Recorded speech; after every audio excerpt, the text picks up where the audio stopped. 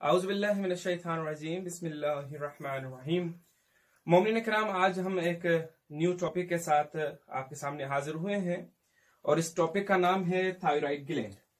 अब ये thyroid gland क्या है और इसकी हम बात क्यों करना चाहते हैं, आया इसका हमने टॉपिक क्यों चूज किया, इसके लिए बहुत सारे जो है सवालात के जवाबात हैं कि एक तो हमें बहुत सारे मोमिनीन ने इसी थायराइड के हवाले से, मसलन इंडिया से बहुत सारी मोमिनीन ने, बांग्लादेश से और दुनिया के बहुत सारे मुल्कों से हमें कॉल्स आई कि किबला थायराइड पर बात करें।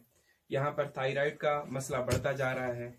बेसिकली ये है क्या, हम आपको आज की इस वीडियो में बताना चाहेंगे कि ये थायराइड ग्लैंड कहाँ पर होता है इंसान के बॉडी में, और साथ साथ इसका फंक्शन क्या है, और अगर किसी को ये थायराइड का इशू हो जाए तो उसे क्या सिम्टम्स जाहिर होते हैं, कैसे सिम्टम्स जाहिर होते हैं, और फिर इनसे बचाव के लिए हमें क्या करना चाहिए, या कौन सी ऐसी गिजाएं हैं जिनके इस्तेमाल से हम जो है इस थायराइड के मसले से बच सकते हैं। जैसा कि मैंने कहा कि ये थायराइड ग्लैंड जो है ये एंडोक्राइन ग्लैंड्स में से एक ग्लैंड है, और जितने बड़े ग्लैंड्स अगर कहें एंडोक्राइन ग्लैंड्स में तो सबसे बड़ा ग्लैंड यही है थायराइड ग्लैंड। और ये आपकी पूरी बॉडी के, मसलन अगर ये न हो तो शायद आपकी पूरी बॉडी काम ही ना कर सके, सेल्स वर्क ना कर सके। जिस तरह ये एक चीज है BMR, बेसल मेटाबॉलिकल रेट। अब ये क्या है, मसलन जब इंसान सो रहा होता है उस वक्त भी ये जो सेल्स आपकी बॉडी में काम कर रहे हैं ये यही है, BMR है। अब ये थायराइड क्या है, बेसिकली ये थायराइड लोकेटेड होता है इंसान के नेक के इस जगह पर, और इसका काम क्या है, पूरे बॉडी के पार्ट्स को उनके पूरे फंक्शन को कंट्रोल समझिए यही कर रहे होते हैं। इनसे दो हार्मोन सीक्रेट होते हैं, एक का नाम है T3 और एक का नाम है T4, थायरॉक्सिन इसे कहते हैं। तो इनके आज हम बात करते हैं कि कौन कौन से बॉडी के पार्ट्स पे इफेक्ट करती है। जैसा कि अगर हम बात करें ब्रेन पर, ये सेंट्रल नर्वस सिस्टम है, इंसान का पूरा जो है ब्रेन का जो निजाम है वो इसी हार्मोन की सीक्रेशन पर अमल कर रही होती है। अगर थायराइड जो ग्लैंड्स हैं, इस थायराइड ग्लैंड के जो हार्मोन्स हैं, अगर वो ज्यादा मिकदार में इंसान के सीक्रेट होना शुरू हो तब भी ये एक मुश्किल होती है जिसको कहते हैं हाइपरथायराइडिज्म, ठीक है। और अगर ये कम मिकदार में सीक्रेट हो रहे हैं तो उस सूरत में भी हाइपोथायराइडिज्म सिस्टम्स मुश्किल पेश आती है। अभी हम आपको बतलाना ये चाहेंगे कि हाइपरथायराइडिज्म, थायराइडिज्म के अंदर क्या होता है और हाइपोथायराइडिज्म के अंदर क्या होता है। देखें, जैसे पहले तो मैंने आपको बतलाया कि ये इंसान के 16 बॉडी के पार्ट्स ऐसे सिस्टम्स हैं जिन पर ये असरअंदाज होता है। एक ब्रेन पर, सोनिक पर, respiratory system, cardiac system, GIT system यानी कि जो है आपका जितनी भी गिजा वाली नाली है और सारा निजाम है, गैस्ट्रो इंटेस्टाइनल ट्रैक्ट। उसके अलावा सेक्सुअल सिस्टम पर blood, muscles, BMR, basal metabolical rate, also आपके fat, carbohydrates, protein, vitamin, body temperature, body weight, growth, इन तमाम सिस्टम्स पर ये जो है असरअंदाज होती है। अब जिस तरह हमने आपको बतलाया कि अगर ये हाइपरथायराइडिज्म जो है अगर इंसान किसी को हो जाए तो क्या होता है, मसलन जैसे अगर इसकी सीक्रेशन बढ़ जाती है तो उस वक्त क्या होगा, सबसे पहले के CNS, central nervous system issues, जिसके अंदर सबसे पहले एंजाइटी और इंसान को गुस्सा आना, इंसान डिप्रेशन का शिकार हो जाना, इन तमाम मसालों क्योंकि जब ये आपके हार्मोन ज्यादा हुए और वो ज्यादा उन्होंने खून में जाकर हरकत की, और वो जब वो सेंट्रल नर्वस सिस्टम को जाकर उसने इफेक्ट किया तो उससे ये तमाम मसाइल इंसान के जहन में बड़े बड़े अजीब से ख्याल आना शुरू हो जाएंगे, ठीक है। गुस्सा आएगा, डिप्रेशन होगा। इसी तरह से अगर हम बात करते हैं स्लीपी, जब भी किसी के हाइपरथायराइडिज्म होगी उसमें वो सो तो रहा होगा मगर उसका जहन जाग रहा होगा, सोया हुआ होगा मगर नहीं सो रहा होगा, स्लीपी बट कांट स्लीप। उसके साथ साथ ये जिसको हाइपरथायरॉयडिज्म होगा उसका ब्लड प्रेशर इंक्रीज कर जाएगा। उसके साथ साथ जो है डायरिया हो जाएगा इंसान के। क्योंकि जब ये बॉडी के अंदर ज्यादा मिकदार में इसके हार्मोन सीक्रेट हो रहे होंगे तो जो वाटर है आपके स्मॉल इंटेस्टाइन लार्ज इंटेस्टाइन में एब्जॉर्ब होना चाहिए वो एब्जॉर्ब नहीं होता, जिसकी वजह से इंसान दिन में 3 से 4 मरतबा जो है वॉशरूम जाता है, मोशन लग जाते हैं। साथ साथ क्या होता है उसके एपिटाइट, उसको भूख बहुत ज्यादा लगना शुरू होती है। क्योंकि उसके जो स्टमक है वो ज्यादा काम करना शुरू कर देता है, भूख बढ़ जाती है। आगे हम एक और इसका बहुत बेहतरीन पॉइंट मैं बताना चाहूंगा कि भूख तो बढ़ जाएगी मगर इंसान का वेट कम होना शुरू हो जाएगा बरक्स। इसी तरीके से लेडीज के अंदर जैसे ही ये हाइपरथायरॉयडिज्म होगा तो उनके मेंसेस जो है वो कम हो जाएंगे, रुक जाएंगे। और मेल के अंदर जो है वो इनकी जो सेक्सुअल डिजायर है वो भी बढ़ जाएगी। औरत के अंदर भी मर्द के अंदर भी सेक्सुअल डिजायर बढ़ जाएगी। इसी तरीके से इंसान के जो बॉडी के मसल्स हैं, ये बॉडी के मसल्स चूंकि ये हाइपरथायरॉयडिज्म की वजह से हार्मोन्स ज्यादा आप सीक्रेट हो रहे हैं, जिसकी वजह से होगा ये कि मसल ज्यादा काम करना शुरू कर देंगे।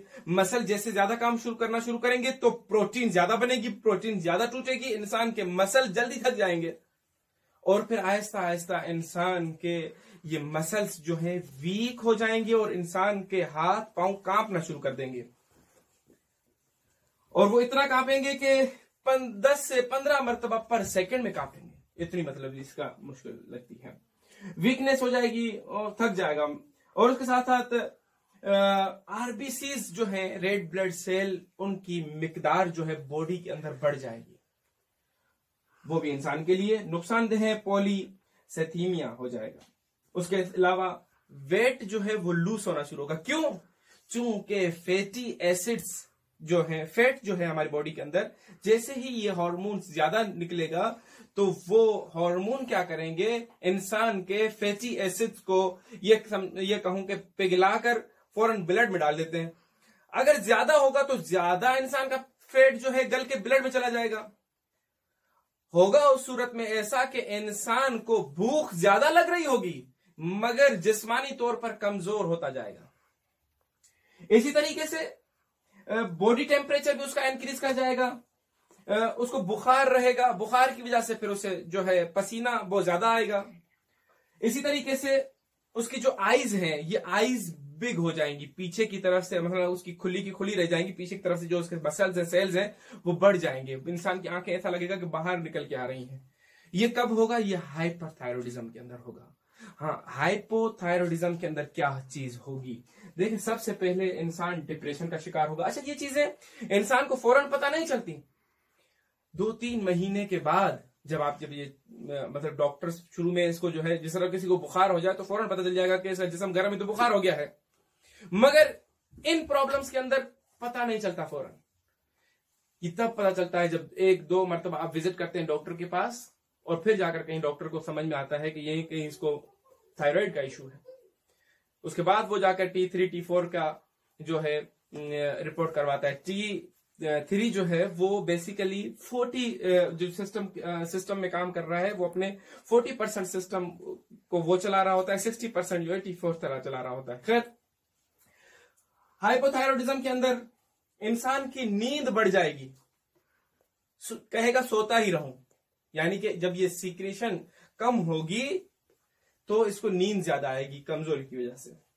और उसके साथ साथ क्या हो गया, उसका साउंड जो है, आवाज खुरदरी हो जाएगी, आवाज में वो मिठास नहीं रहेगी। उसके साथ साथ क्या होगा, ब्रेडिकार्डिया या हाइपरटेंशन जो है इसके अंदर, ये दिल बहुत ज़ईफ हो जाएगा और साथ साथ जो है उसके दिल की धड़कन कम हो जाएगी, भूख बहुत कम लगेगी।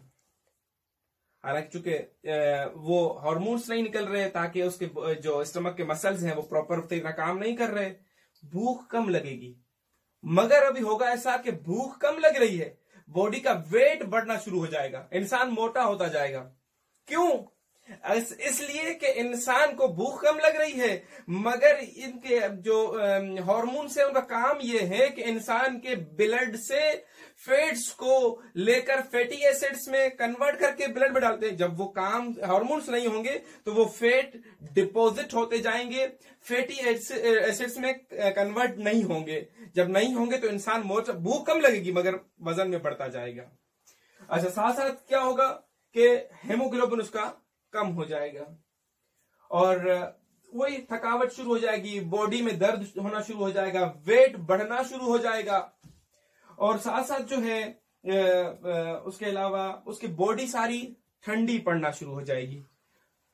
उसके साथ साथ उसका फेस जो है वो सॉइल हो जाएगा, ग्रोथ उसकी जो है ऑटोमेटिकली रुक जाएगी। ये था मसला। सिर्फ अल्लाह ने ये जो छोटा सा थायराइड ग्लैंड दिया है जिसका टोटल वजन 20 से 40 ग्राम है, मगर इसने काम देखा कितना किया, पूरे इंसान के इस निजाम को चला रहा है। तभी तो खुदावंद मुताल ने पूरी कायनात को बनाते हुए कभी फखरी अंदाज इख्तियार न किया, हालांकि फख्र अल्लाह को जजता है, मगर जब एक इंसान को बनाया तो फौरन के उठा, लकद खलकनल इंसान फी अहसन तकवीम, मैं तो वो हूं कि जिसने इंसान को एक खूबसूरत शक्ल में पैदा किया है।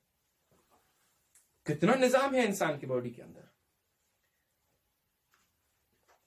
तो मैं ये कहता हूं कि ए बंदे, ए इंसान, अल्लाह की किस किस नेमत को ठुकराओगे।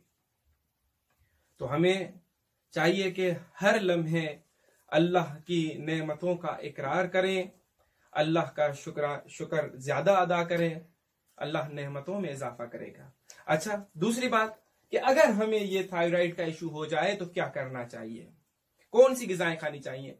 सबसे पहले अगर जो लोग चाहते हैं कि उनको थायराइड का इशू न हो, उन्हें चाहिए कि वो ज्यादा से ज्यादा जो है जो नमक यूज कर रहे हैं एटलीस्ट वो समंदरी नमक इस्तेमाल करें। इसी तरह से दरियाई मछली को ज्यादा इस्तेमाल करें, देसी मुर्गी, देसी अंडे को ज्यादा इस्तेमाल करें। उसके अलावा जितनी भी ये हमारे पास मसलन दालें हैं, लोबिया है, इनका ज्यादा इस्तेमाल करें। उसके साथ साथ पालक और इस तरह की हरी सब्जियां जितनी भी अल्लाह रब्बुल इज्जत ने बनाई हैं या शलजम, इनका ज्यादा इस्तेमाल करेंगे तो ये आपका थायराइड जो है इसकी मिकदार उतनी रहेगी जितनी इंसान को चाहिए। एक तो ये हो गया, और साथ साथ हमारे पास तिब्बे मोहम्मद व आले मोहम्मद के अंदर भी इसी थायराइड की जो है मेडिसिन मौजूद हैं। अल्हम्दुलिल्लाह जो मोमिनीन हमसे राब्ता करेंगे हम उन्हें मुशख्खस जगह बतला देंगे, उनके इलाके के नजदीक जो भी हमारा सेंटर होगा वहां से जाकर वो दवाएं मखसूस इस थायराइड्स की ले सकते हैं और इस मुश्किल से छुटकारा पा सकते हैं। वस्सलामु अलैकुम वरहमतुल्लाहि वबरकातुहू।